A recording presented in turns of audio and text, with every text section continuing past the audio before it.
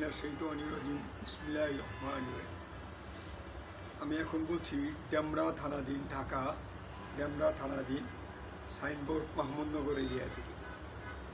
গতকালকে এশার নামাজ পড়লাম, মাগরিবের নামাজ পড়লাম মসজিদে। এত মশার জন্য ঠিক মতো ইবাদত করা যায়। আধুনিক যুগ,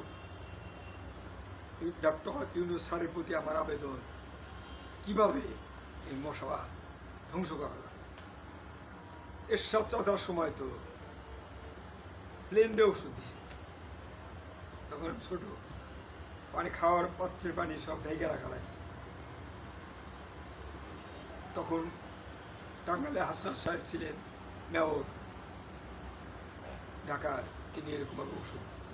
এখন আমি এরশাদের প্রতি আমি আবেদন, সেও যেন এই এরিয়াটা দেখে কীভাবে মশা নিধন করা যায়, মশা যেন না থাকে, এটা আমার আকুল আবেদন। সম্মানিত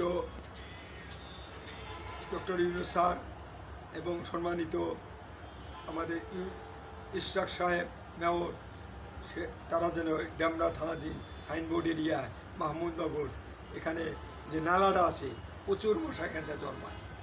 এই জন্যে মসজিদে নামাজ ঠিকমতো পড়া যায় না, মশাই মারবো না নামাজই করবো, ইবাদত বন্দি হয় না। অতএব আমি ইউনূস স্যারের প্রতি এবং মেয়র, সিটি মেয়র ইশরাক সাহেবের প্রতি অনুরোধ, আপনারা এদিকে একটু দৃষ্টি দিয়ে মশা নিধন কীভাবে হয় একটু চেষ্টা করবেন আর কি। এই বলে আমি কথা শেষ করছি। আসসালামু আলাইকুম ওয়া রাহমাতুল্লাহি ওয়া বারাকাতুহু।